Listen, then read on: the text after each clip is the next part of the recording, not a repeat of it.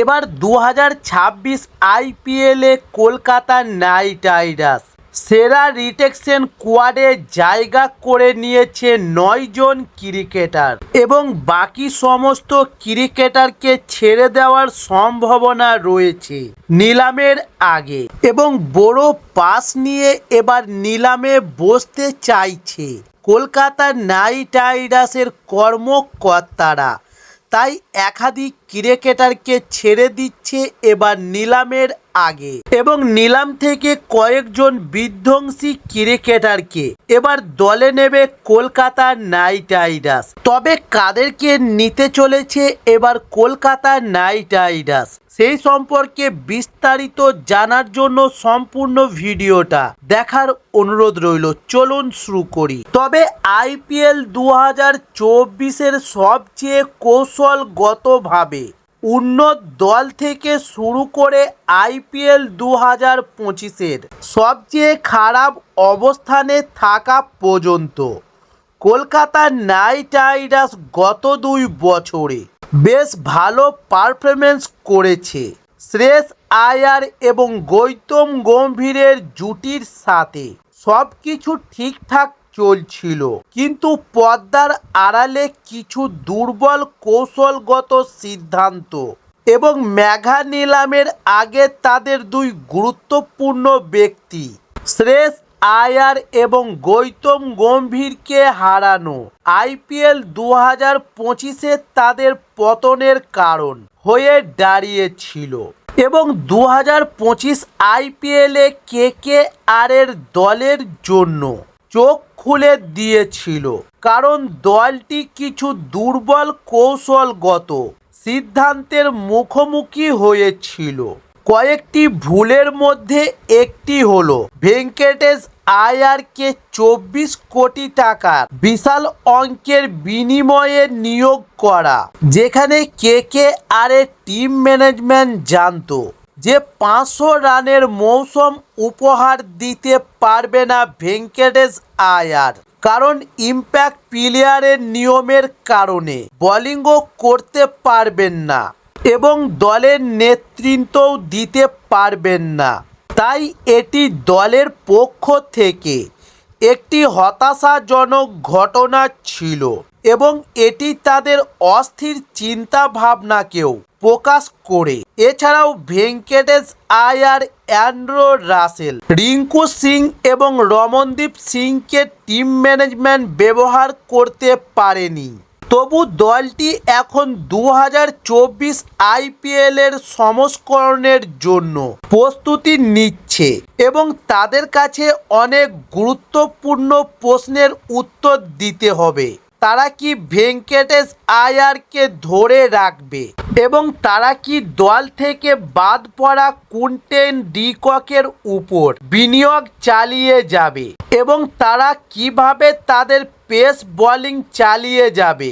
তবে আমরা যদি কলকাতা নাইট রাইডার্সের মূল খেলোয়াড়দের কথা বলি, যাদেরকে দ্বিধার ছাড়াই ধরে রাখা উচিত, তাহলে আমরা 9 জন সদস্যর কথা ভাবছি, যারা আইপিএল 2025-এর জন্য কেকেআরের নিশ্চিত রিটেকশন খেলোয়াড়দের মধ্যে ব্যাটসম্যানদের মধ্যে আছেন অজিঙ্কে রাহানে, অঙ্কুশ রঘুবংশী এবং রিঙ্কু সিং এবং রমনদীপ সিং। তবে অলরাউন্ডারদের মধ্যে অ্যান্ড্রু রাসেল ও সুনীল নারিন এবং বোলারদের মধ্যে হর্ষিত রানা, বরুণ চক্রবর্তী এবং ভৈরব আরোগ্য। তবে এই 9 জনই কেকেআরের মূল অংশ, তাই আর চিন্তা না করেই তাদের ধরে রাখা উচিত 2026 আইপিএলের জন্য। তবে 9 জন খেলোয়াড়ের মধ্যে 2 জন বিদেশি খেলোয়াড় এবং অন্যদিকে কলকাতা নাইট রাইডার্স এবার যে বিদেশি খেলোয়াড়দেরকে ছেড়ে দেবে বলে মনে করা হচ্ছে, আর তারা হচ্ছেন কুইন্টন ডি কক, রহমান উল্লাহ গুরবাজ এবং মঈন আলী এবং অ্যান্ড্রিক নোকিয়া। তবে মাঝপথে দল থেকে বাদ পড়া ডি কক সহ এই 4 জন খেলোয়াড়ের ভালো সম্ভাবনা রয়েছে এবং টিম ম্যানেজমেন্ট আসন্ন সংস্করণে তাদের কাছ থেকে মূল্য বের করতে সক্ষম হওয়া উচিত, অর্থাৎ তাদেরকে ছেড়ে দিয়ে সেই মূল্য নিয়ে নিলামে বসা উচিত। তবে এই ১৩ জন খেলোয়াড় ছাড়াও আরও ৩ জন খেলোয়াড়ের নাম নজরে থাকবে এবং তারা হলেন অনুকূল রায়, উমরান মালিক এবং মায়ার মারকুন্ডে। তবে অনুকূল রায় কয়েক বছর ধরে দলের সাথে থাকলেও উমরান মালিক এবং মায়ার মারকুন্ডে তাদের সাথে ভালো অভিজ্ঞতা রয়েছে। তবে এই দুইজন আগামী বছর বা তার পরের বছরে কেকেআরের জন্য কিছু ভূমিকা পালন করা উচিত। সুতরাং সামগ্রিকভাবে আশা করা যায় যে কেকেআর ১৬ জন খেলোয়াড়কে ধরে রাখবে, যার মধ্যে ৬ জন বিদেশি খেলোয়াড়। এই খেলোয়াড়দের ধরে রাখলে তাদের প্রায় ৩০ কোটি টাকা হবে এবং আর ৯ জন খেলোয়াড়কে যোগ করা সম্ভব রয়েছে। তবে নিলামের আগে এবার কলকাতা নাইট রাইডার্স যাদেরকে ছেড়ে দেবে বলে আশা করা হচ্ছে, তাই প্রত্যাশিত মুক্তিপ্রাপ্ত খেলোয়াড়দের কথা বলতে গেলে কেকেআরের প্রথম নামটি নিয়েই সবচেয়ে বেশি বিতর্ক হবে ভেঙ্কটেশ আয়ারের। কারণ ২০২৫ আইপিএলের মেগা নিলামে কেকেআর ভেঙ্কটেশ আয়ারকে ২৩ কোটি ৭৫ লক্ষ টাকায় কিনেছিল, কিন্তু তার পারফরমেন্স তার উপর কেকেআরের অবস্থার সাথে মিলিত হয়ে ৩ কোটি টাকাও মূল্য ছিল না তার। এত খারাপ ডিটেকশনের পরে এত মোটা অঙ্কের বিনিময়ে আয়ারকে ধরে রাখা কেকেআরের কাছে বোকামি হবে।